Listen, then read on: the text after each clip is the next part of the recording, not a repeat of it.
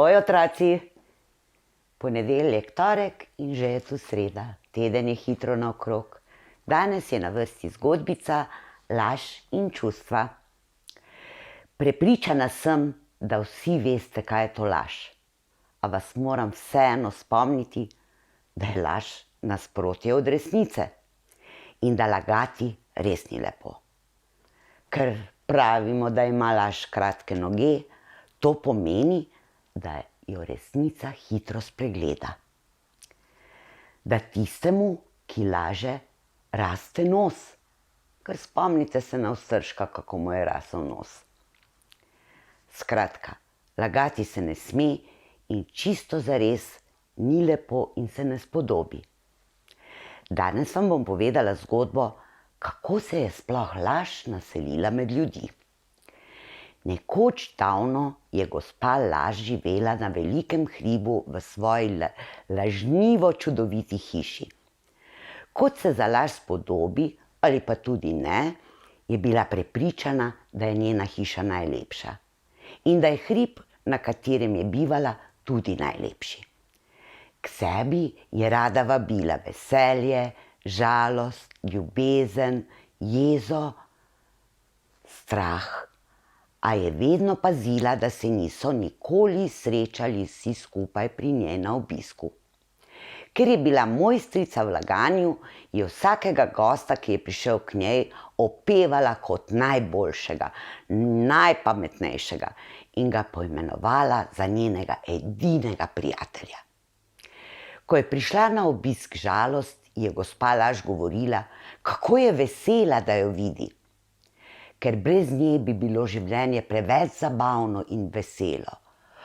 Ko pa je obiskalo veselje, je govorila, kako trapasta je žalost in da se ob njej lahko le joče. Življenje gospe Laži je bilo sila zabavno, ker se je kar naprej lagala in lagala. Vsi njeni obiskovalci pa so vsaki laži verjeli in nasedli. Nekega dne pa je opazila, da se na sosednjem hribu nekaj dogaja. Ker ni bila le velika lažnivka, temveč tudi strašno radovedna, se je hitro pozanimala, kaj je, in izvedela, da prav njej nasproti gradi hišo gospa Resnica. Gospa Resnica si je postavila resnično lepo hiško in ker je bilo za gospo Laž še huje, tam so prihajali na obisk vsi skupaj. Veselje, žalost, ljubezen, strah in jeza. Seveda je to ni bilo všeč. Zamislite si, kako jo je jezilo, ko je z daljnogledom opazovala dogajanje pri gospe Resnici, kako so se imeli vsi skupaj lepo. Še naprej se je trudila s svojimi lažmi in vabila k sebi vsakega posebej.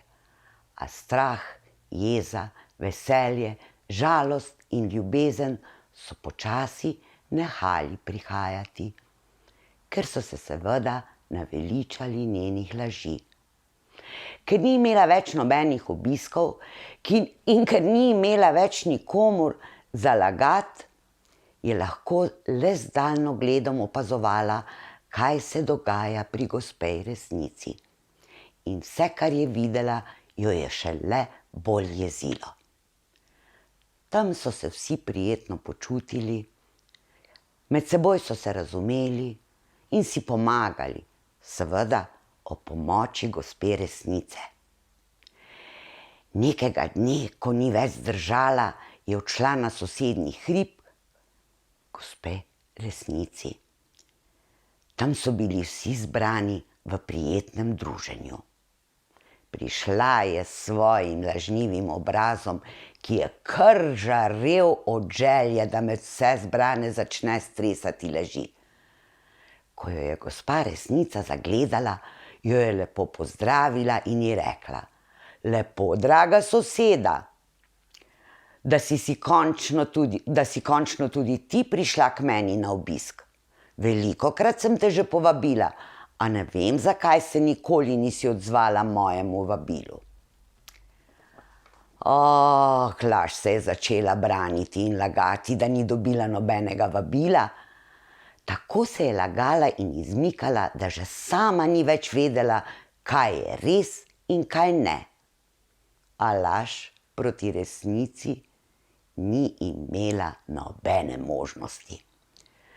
Vsa jezna je brez pozdrava odvihrala iz hiše.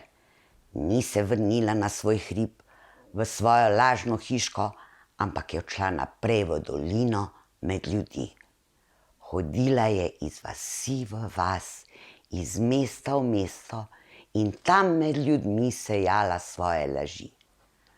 Nekateri so jo sprejeli in postali veliki lažnivci, drugi pa so imeli in še imajo raje gospo Resnico, ki še danes skuša popravljati in razkrivati vse laži, ki jih trosi gospa Laž.